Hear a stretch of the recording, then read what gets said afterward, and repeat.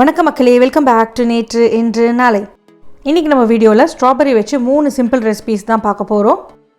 இதை நான் எப்படி பண்ணேங்கிறத பார்க்குறதுக்கு முன்னாடி நம்ம சேனலுக்கு நீங்கள் ஃபர்ஸ்ட் டைமாக வரீங்கன்னா மறக்காமல் சப்ஸ்கிரைப் பண்ணுங்கள். ஸ்ட்ராபெரி சீசன், வேலண்டைன்ஸ் டே வருது. இந்த சிம்பிளான ரெசிபியை ட்ரை பண்ணி உங்கள் லவ்டு ஒன்ஸுக்கு நீங்கள் சர்வ் பண்ணுங்கள், ரொம்பவே என்ஜாய் பண்ணுவாங்க. 3 ரெசிபியுமே நம்ம வீட்டு கிட்ஸுக்கு ரொம்பவே பிடிக்கும். பின் தாங்குலூன்னு சுகரில் டிப் பண்ணி ஒரு ரெசிபி பண்ண போகிறோம். அப்புறமா சாக்லேட் கோட்டட் ஸ்ட்ராபெரிஸ். தேர்டாக பார்த்தீங்கன்னா கொரியன் ஸ்டைலில் ஒரு ஸ்ட்ராபெரி மில்க் ஷேக் பண்ண போகிறோம். வாங்க இப்போ நம்ம பண்ண ஆரம்பிச்சிடலாம். நீங்கள் எவ்வளோ ஸ்ட்ராபெரிஸ் வச்சுருக்கீங்களோ அந்த ஸ்ட்ராபெரிஸை நல்லா வாஷ் பண்ணிக்கோங்க. ஒரு 10லேருந்து 15 நிமிஷமாவது கொஞ்சமாக சால்ட் வாட்டரில் டிப் பண்ணி ஸ்ட்ராபெரிஸை விட்டுருங்க. அதுக்கப்புறமா ப்ளெயின் வாட்டரில் வாஷ் பண்ணி பேஸில் இருக்கிற அந்த ஸ்டெம் பார்ட்டை லைட்டாக அப்படியே சீவி விட்டுட்டு ஒரு டூத் பிக் இல்லைன்னா ஸ்கியூவர்ஸை அதில் இன்சர்ட் பண்ணிவிடுங்க. முதல்ல சைனீஸ் ரெசிபியான பின் தாங்குலூ தான் பண்ண போகிறோம். கொலோக்கியலாக சொல்ல போனோன்னா சக்கரை பாகில் ஸ்ட்ராபெரியை கோட் பண்ண போகிறோம்.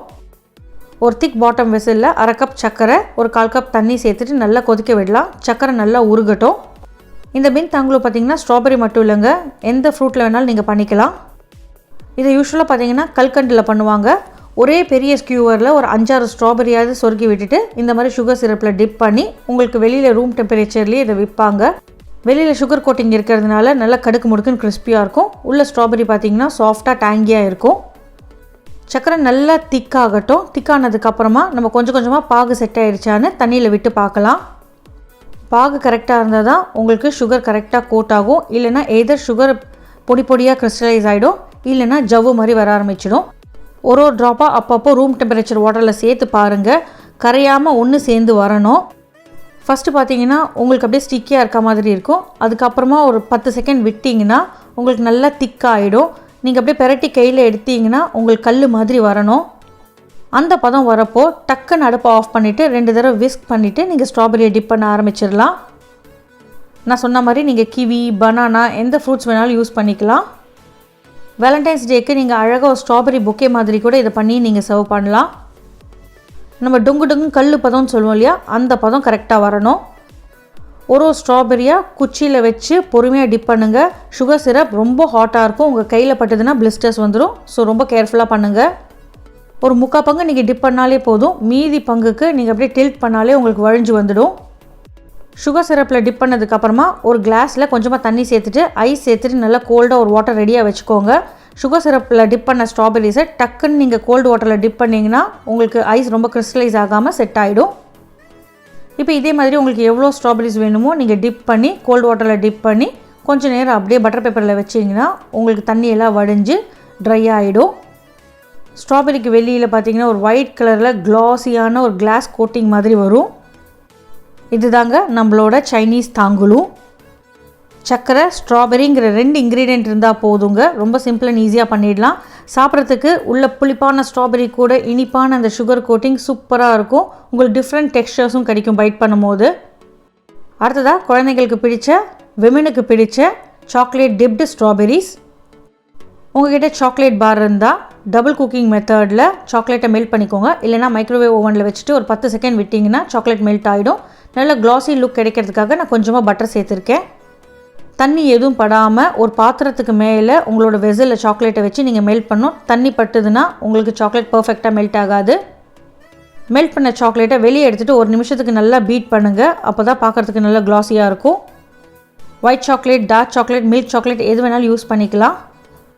ஹாஃப் ஸ்ட்ராபெரிஸை வேணாலும் இந்த மாதிரி கோட் பண்ணிக்கலாம், இல்லைனா பாதி அளவு கோட் பண்ணிக்கலாம், இல்லை ஃபுல்லாகவே நீங்கள் ஸ்ட்ராபெரிஸை கோட் பண்ணிக்கலாம். உங்களோட சாய்ஸ் தான்.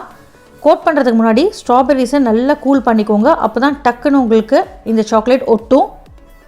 அதாவது ஸ்ட்ராபெரிஸை கொஞ்சம் நேரம் ஃப்ரீசரில் வச்சுட்டு அதுக்கப்புறமா இந்த மாதிரி சாக்லேட் சிரப்பில் டிப் பண்ணிங்கன்னா உங்களுக்கு பர்ஃபெக்டாக வரும். மேலே தேவைப்பட்டால் நீங்கள் எதாவது ஸ்ப்ரிங்க்லர்ஸ் தூவிக்கலாம். நட்ஸ், ரைஸ் பால்ஸ், இல்லைனா ஸ்ப்ரிங்க்லர்ஸ் எது வேணாலும் நீங்கள் தூவிக்கலாம். உங்கள் சாய்ஸ் தான். இல்லைனா அப்படியே கூட விட்டுடலாம். இந்த மாதிரி சாக்லேட் ஸ்ட்ராபெரி பாம்ஸை நீங்கள் செட் ஆகிற வரைக்கும் பட்டர் பேப்பர்லேயே விட்டுருங்க. இல்லை ஃப்ரீசரில் ஒரு 5 நிமிஷம் வச்சிங்கன்னா செட் ஆகிடும். அடுத்ததாக நம்ம strawberry Korean milkshake recipe தான் பார்க்க போகிறோம். இதுவுமே ரொம்ப சிம்பிள் தாங்க. நம்ம இந்த தாங்குலூ பண்ணிவிட்டு பாக்கி இருக்கிற சுகர் சிரப்பில் கொஞ்சமாக தண்ணி சேர்த்துட்டு பாயில் பண்ணிவிட்டு சாப் பண்ண ஸ்ட்ராபெரிஸ்லாம் சேர்த்துக்கலாம். இன்கேஸ் நீங்கள் தாங்குலூ பண்ணலைன்னா சர்க்கரையை தண்ணியில் உருக்கிட்டு பொடி பொடியாக சாப் பண்ண ஸ்ட்ராபெரிஸை இந்த சக்கரை பாகில் சேர்த்து நம்ம கொதிக்க விட போகிறோம். ஸ்ட்ராபெரி இந்த சர்க்கரையில் நல்லா கொதித்து வெந்து வர வரைக்கும் நம்ம குக் பண்ணிக்க போகிறோம்.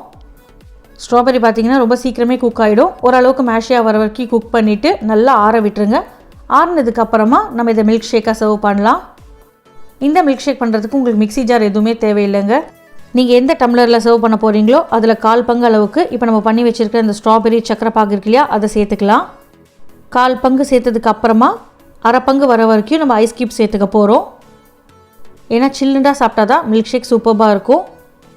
பாதி டம்ளர் வந்ததுக்கு அப்புறமா நம்ம பால் சேர்த்துக்கலாம். பாலுமே நல்லா சில்டாக தான் இருக்கணும். சில்லுன்னு இருக்கிற இந்த பாலை டம்ளரை ஃபில் பண்ணுற வரைக்கும் நம்ம சேர்த்துக்கலாம். இப்போ நீங்கள் பார்த்தீங்கன்னா மேலே அப்படியே பால் இருக்கும், கீழே அப்படியே ரெட் கலரில் ஜெல்லி இருக்கும். ரெண்டும் மிக்ஸ் ஆகிருக்காது. உங்களுக்கு பிடிச்ச மாதிரி நீங்கள் டம்ளரை டெக்கரேட் பண்ணிவிட்டு சர்வ் பண்ணுங்கள். சாப்பிட்றதுக்கு முன்னாடி மிக்ஸ் பண்ணிவிட்டு சாப்பிடுங்க. ரெட் அண்ட் ஒயிட்டாக இருக்கிற இந்த கிளாஸ் பிங்க் கலரில் மாறிடும். நல்ல திக் அண்ட் க்ரீமியாக சூப்பராக இருக்குங்க இந்த மில்க் ஷேக். ட்ரை பண்ணி பாருங்கள். ட்ரை பண்ணி பார்த்துட்டு எப்படி இருக்குன்னு சொல்லுங்கள்.